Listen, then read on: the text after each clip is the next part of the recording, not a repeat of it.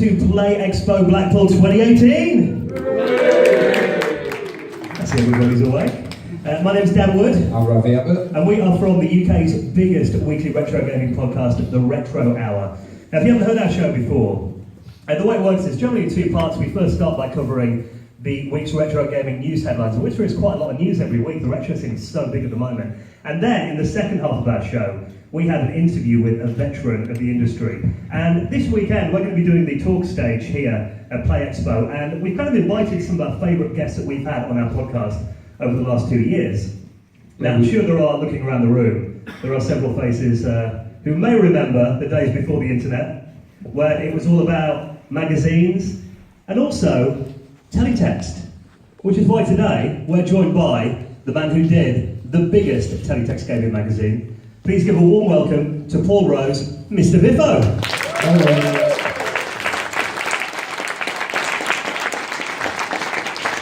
Now this is a very big year for teletext and for, well, the Digitizer. It's the 25th anniversary of Digitizer. It is, although we haven't been running kind of concurrently for 25 years, and we're no longer on teletext.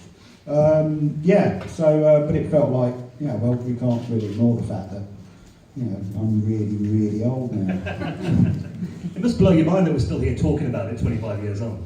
Yeah, it's weird. I mean, it particularly as teletext, it was such a disposable medium that, it's that people have archived some of the pages now, but, a lot of it was just gone.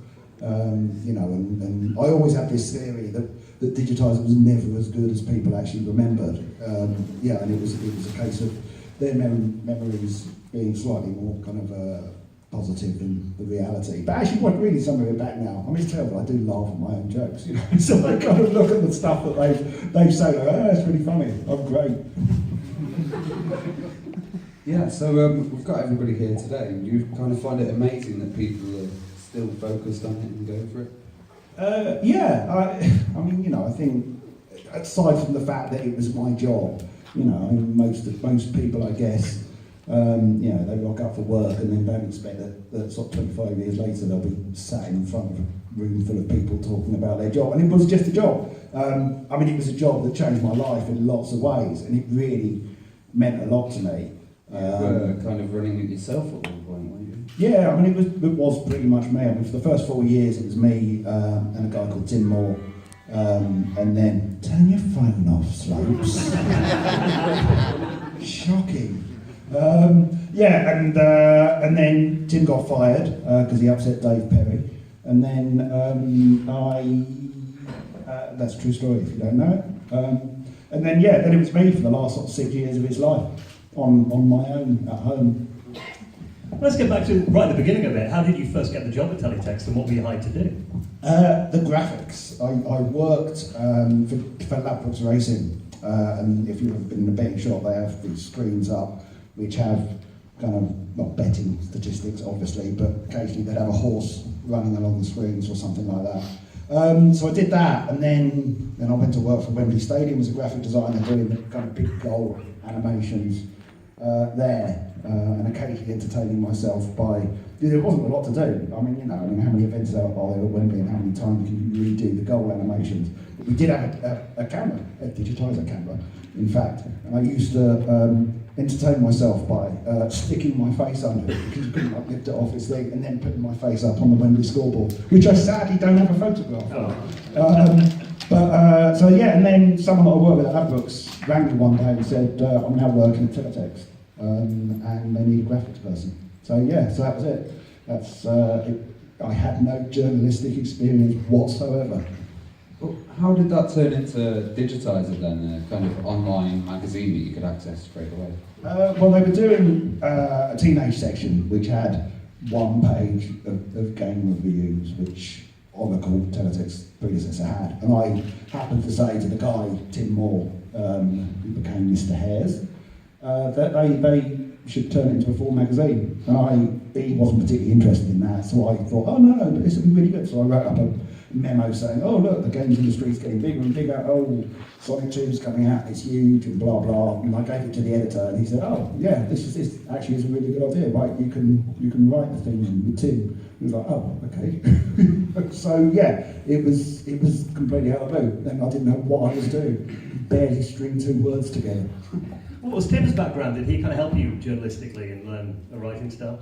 Yeah, at first I just copied Tim. I mean, he used to write for, I think he had a column in Melody Maker or something, which was called "Don't Open That Door." It's TSP Moore, and he, I don't know what he wrote about, but yeah, he had a column in that, and he'd written for, I don't know, various sort of teenage magazines like Just 17, stuff like that. So yeah, so he knew what he was doing. Also, plus he had a degree. I didn't.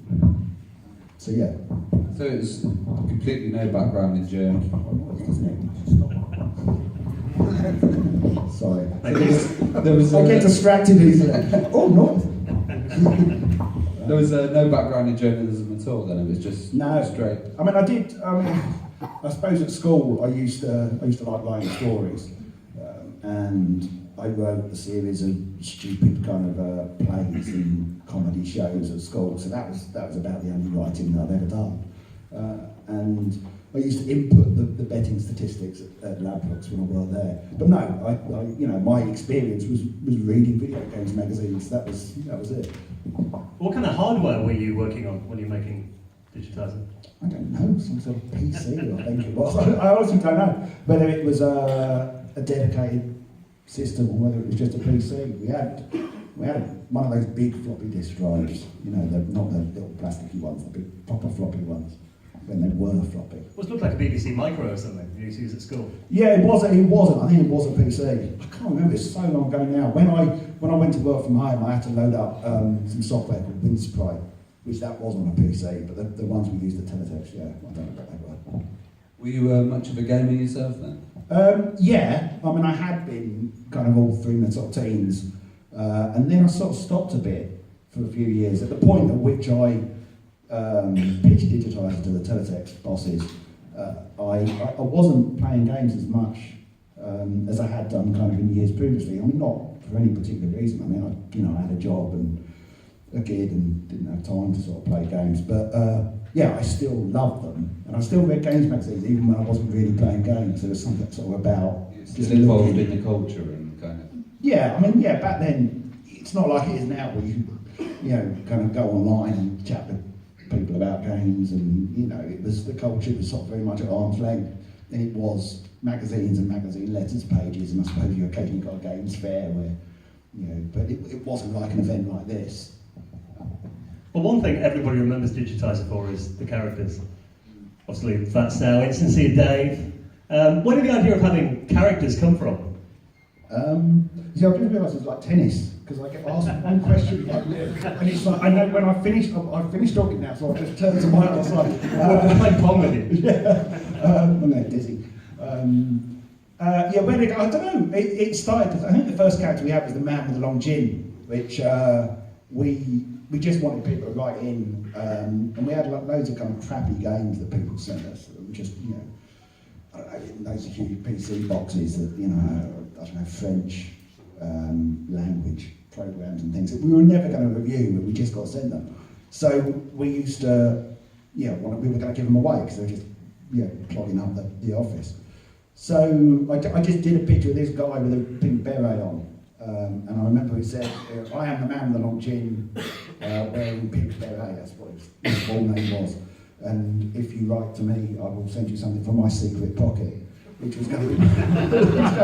I couldn't get away with that today. No, we couldn't have got away with that. A lot of what we did get away with back in those days. So, and that, I think people started writing in about him and asking, who was he? And I remember we used to get letters from someone who claimed she was his girlfriend. And I don't know, it just caught people's imagination. And then from that, I think it was more a case that Tim and I.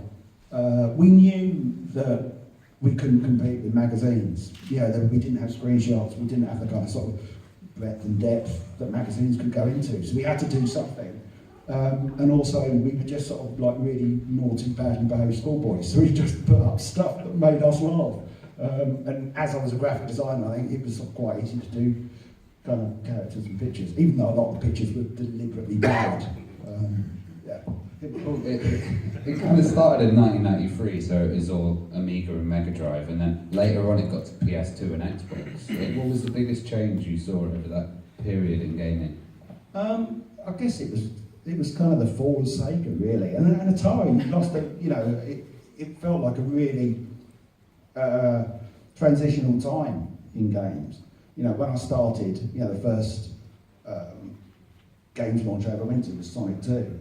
And then I think I was still there at the point that Sega said we're not doing hardware anymore and getting out of the games industry. And I remember watching Atari just spectacularly crash and burn. We went to the launch of the Jaguar, and it was at Atari HQ, and this place was just abandoned. This was supposedly like the nerve centre of like Atari Europe. It's like a big brand, and there was no one there. It was like The Walking Dead, and they had 2 little rooms set up with some Jaguars for people to play on. And one of the rooms had a couple of bowls of Twiglets and some orange squash, and it was that more than anything else. You just kind of think, yeah, this is not going well, is it? You've got no money. What was the reaction of the people there as well? The other people coming to see the Jaguar? It was much. Well, yeah. I mean, I think Tim and I were both there, and I think we just thought this is just a bit sad because we really liked the Atari PR guy who just seemed just horribly beleaguered and under pressure the whole time, and he knew that Twiglets and orange squash wasn't going to cut it with most games journalists, but he didn't have any other money to do anything else. And I think it'd been the previous year, I don't know, forget my timelines, but Atari had clearly spent the last of their money on a big launch at the London Planetarium, hosted by Baldrick from Blackadder.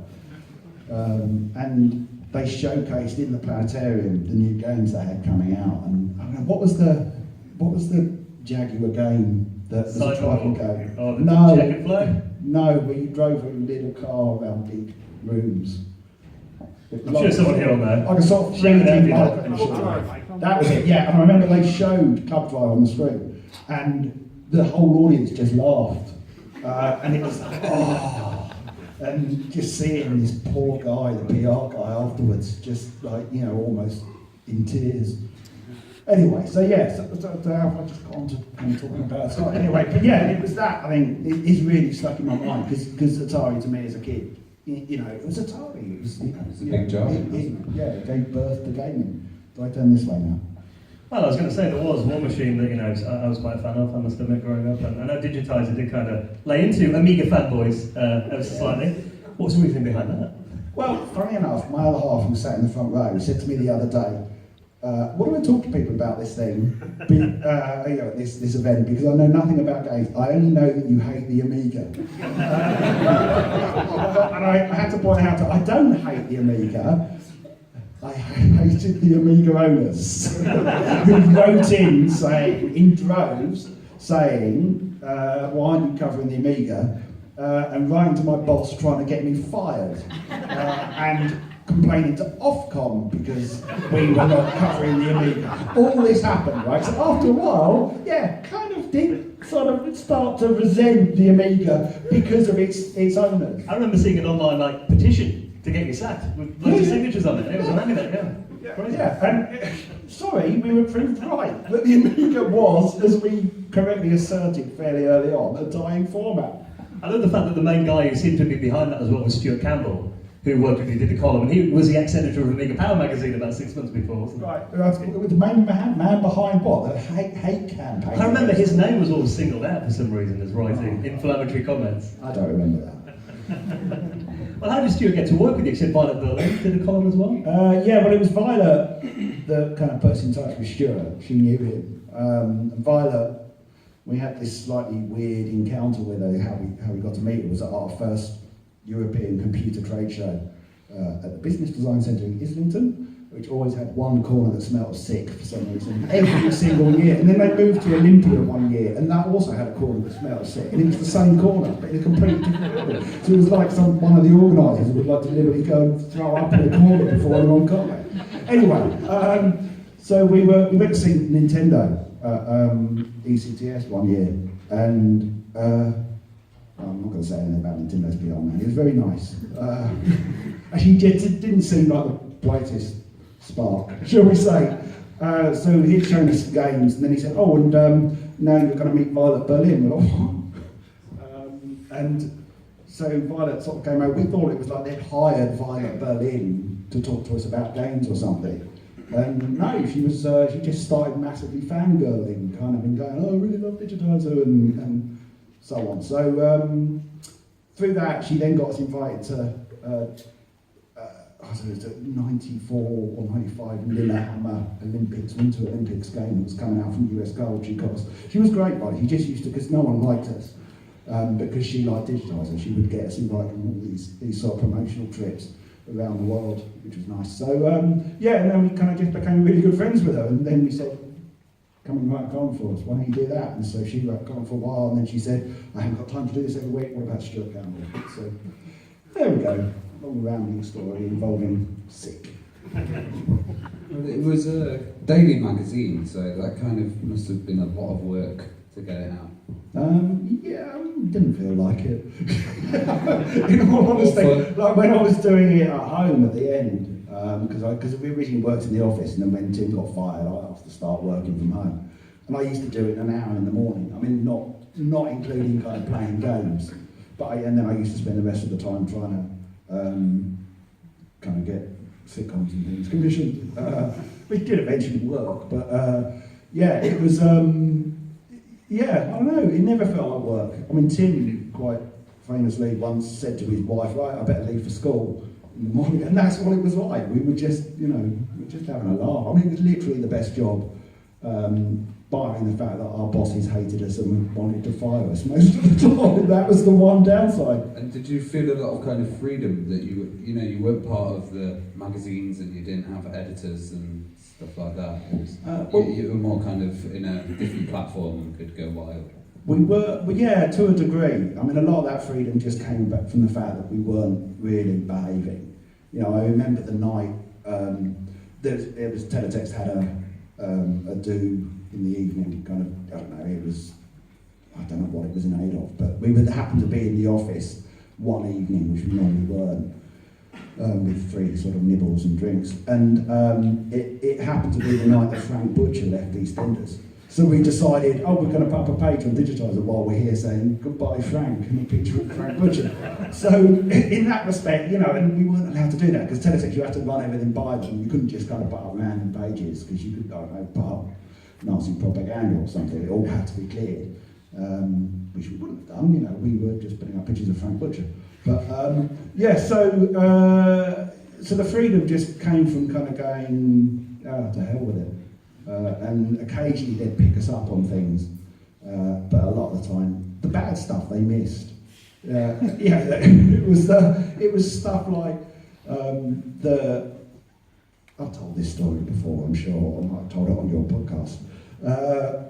I had the duty editor ring me up one day and kind of, I changed something on your page that said, finger the index, page 100. It was like, what? It's like, using your finger to press buttons, and also kind of it's a play on index finger. And he's like, yeah, well, it could be read another way. And then at another time, it was some random thing that we just put at the end of a review, which had nothing to do with the review. And it was a reference to the 3 R's, which, reading, writing, arithmetic. And that got taken out because the 3 R's sounds like the 3 R's or something. It was like, so they knew stuff was going on, but they kind of identified the wrong things. Hitting the wrong target. Yeah. Well, they're finding stuff you didn't even know about. You're like, we didn't mean that. Oh yeah. Sorry, the 3 R's. No.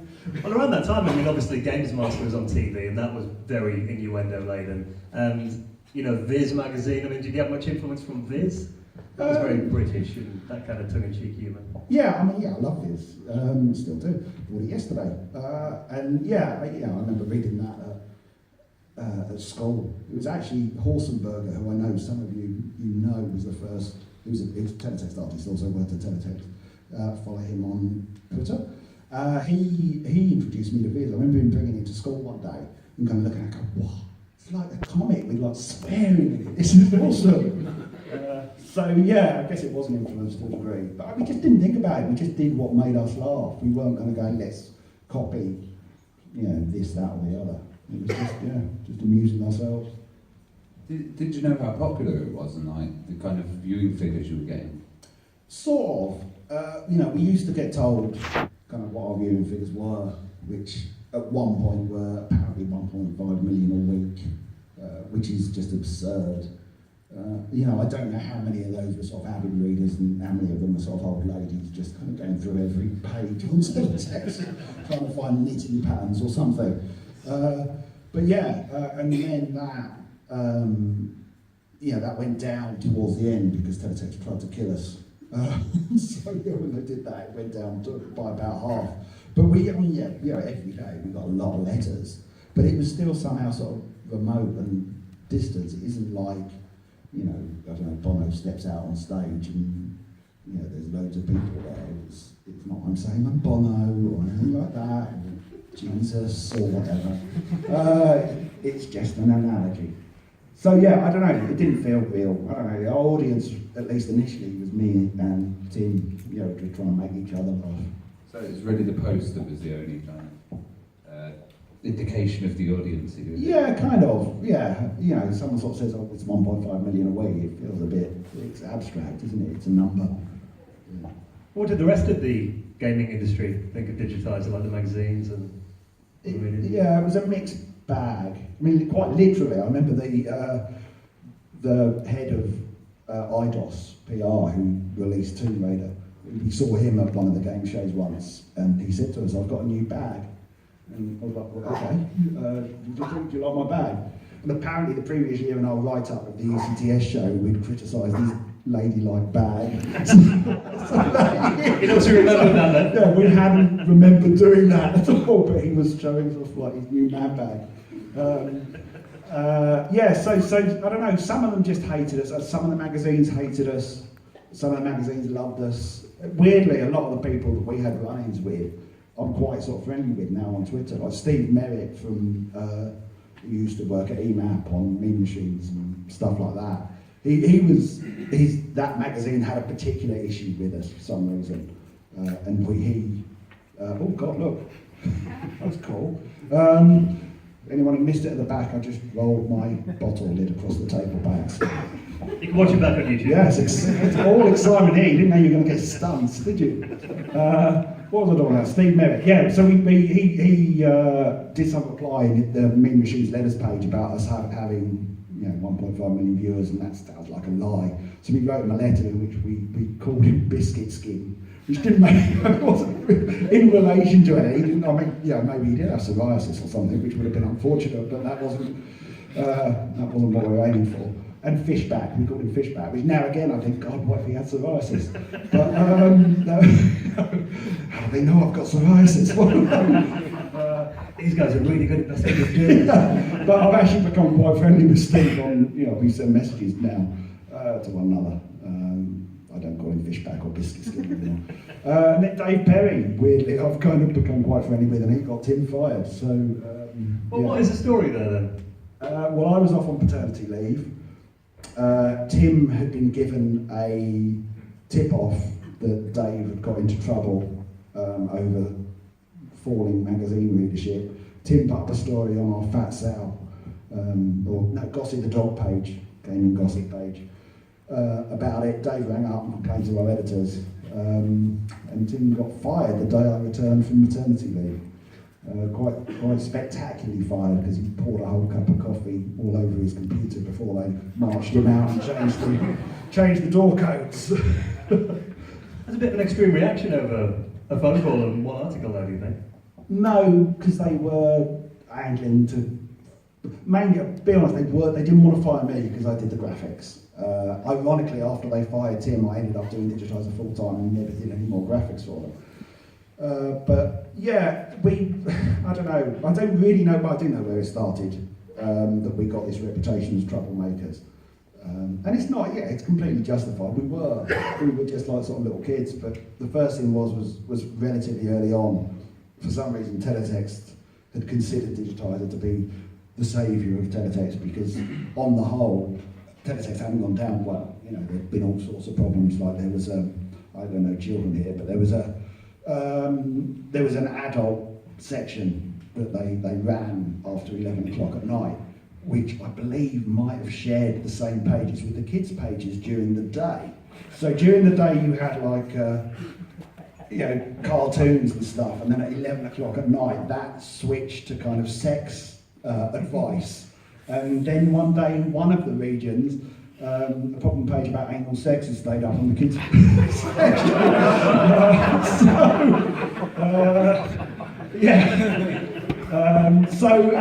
At that stage we hadn't written anything about anal sex, so they considered us to be a safe bet. And then Tim, it didn't Tim, but I kind of approved it, wrote some comment about epilepsy, which it's always annoyed me this. I don't think I've ever said this before.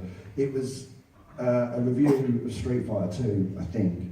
And Tim said in the review, yes, now you can develop epilepsy. Now you too can get epilepsy or something like that off the back of Street Fighter 2. It's like, no, Street Fighter 2 isn't the game that gives people epilepsy. That always bugged me. But anyway, so Tim did this, and a man from the British Epilepsy Society rang up and said, this isn't good. You're making fun of epilepsy. We weren't making fun of epilepsy. And Tim had a nice chat with him, and he said, oh, it's fine, I managed to calm him down. Anyway, in the Sun the next day, there was a story about teletext react over sick video game joke. And then my bosses rang up and they went through Digitizer with a fine-tooth comb, and that was it. Our reputation was sealed from that point on. They just thought we were trouble. Well, did they not trust you after that? Did they have to run things by them, or were there any kind of cautions? I remember there was, definitely told this story, probably on your podcast. I went on after Tim had been sacked, I went on a training day with just a general teletext kind of training day where we were taught cool journalism skills. I split my trousers that day as well, apropos nothing. I completely split my trousers. We had to do, we had to go around London in a black cab. They hired each was a black cab, and we had to kind of find policemen's hats and take photos of ourselves wearing policemen's hats. And I tore my trousers on the embankment. And had to go and buy, literally, I'm not just saying I split the pants at the back, the entire leg just fell apart. And I had to run around London with one sort of flapping leg, like this on my leg. What was I talking about? Anyway, in the morning we'd done this thing about it was a hypothetical scenario. What if the entire royal family had been killed in a skiing accident? Aside from what sort of skiing accident's going to kill them all in one go, unless they were in a chairlift thing, and one of those big that could just collapse and kill them all in one. Well, they probably don't all travel simultaneously in case that happens. Anyway, what would the Queen be doing? Skiing. She's old. So they were like, so what would your first thing that you'll do in the event of the entire royal family dying in a skiing accident? And one guy, first person I put his hand and said, check Digitizer in case they made any jokes about it. And everyone else, that was like a sign of the fact, who the hell do you think I am? First thing, everyone else kind of went, oh yes, and then wrote that down. And it wasn't like no one went, ha ha ha, that's a funny joke. No, they all went, yeah, that's what we do. And it annoyed me because that wasn't really what we did on Digitizer. It was silly and occasionally a bit puerile. But I don't know. Anyway, so we had this reputation that just built and built. There you go. Well, Digitizer seemed to be really honest with its reviews and never kind of pandered to, the companies or the publishers. Were you ever under pressure by people to say certain things? We had a few weird encounters. It was never a sort of overt that someone was like, I'll give you a backhander. But there was certainly a few times where there was a bit of nudge, nudge, wink, wink, if you give me a good review. And there was one guy, I can't remember what company it was, which is probably just as well, because I probably shouldn't say it, who sent us an email sort of saying, here's a copy, or it was in a letter in there, and it was like, here's a copy of my product. please contact us for and we'll discuss remuneration. I thought, what? So it's all about ethics and games journalism, kids. It happens. Well, a bit later on, you went down to 3 days a week. Yep. And also, like, the humour kind of vanished for a bit. What was going on there? God, it was awful. Like, genuinely one of the darkest periods of my life. I got called in one day, and it was shortly after 9/11 had happened, you know, and of course they were looking at Digitizer in case I made some jokes about it. And then I got called in, and Teletext, because of course the bulk of its advertising was cheap holidays, so they were looking for ways to save money because it had lost a ton of money for its advertising evaporating, and they decided that Digitizer had been troublesome long enough, and also we can, you know, kill two birds with one stone by cutting it in half and reducing it to 3 days a week. And oh, by the way, remove all the humour. As I was told, I went in there and I had this meeting with these two guys, and it was like classic good cop, bad cop. There was the features editor, who was a really sweet guy, and he sort of just had this look of pain on his face throughout this entire meeting, like he couldn't believe it was happening. And then there was this awful little man who was the deputy features editor, who was new and clearly like he had something to prove. So he just proceeded to just eviscerate kind of the 8 years of work I've done. He got printouts where he was like pointing out kind of weird bits of jokes and kind of going, you know, this humour, it excludes people. And it was, yeah, and then so I came out of that meeting kind of feeling Digitizer was just the worst thing ever, and with the news that my salary had been cut in half. And yeah, I could have fought it, but it's like I had a mortgage to pay, you know, I had kids. There was no, you know, I couldn't really afford to take a sort of, I don't know, a last stand and go, no, if you're going to do that, I'm out of here. But it was just as well, because it worked out all right in the end. Well, what happened then? How did it kind of... Because it did come back, didn't it, eventually? Yeah, it never went back. I don't think it ever went back to daily. I may be wrong about that. Some of you might know better than I do. But actually, maybe it did go back to daily. And towards the end it did, didn't it? 5 Yeah, days. but they didn't really increase my salary. They kept it at half of what it was and never kind of gave it back to what it was. But yeah, I got called in because basically over the course of the year that Digitizer had been without its humour, people didn't stop writing in, saying, you know, we miss Digi as it used to be. Yeah, you know, they had to admit they made a mistake. I mean, that wasn't what happened in the meeting, but they told me this. What happened in the meeting was they said, we'd like Digitizer to go back to 5 days a week. We really appreciate what you do. And then as I was going out of that meeting, which the horrible little man who'd been nasty to me before, he hadn't said anything at all in this meeting because it was, you know, he was probably choking on some humble pie. As we were going out of the meeting, it was brilliant. It was like this, from one of the worst moments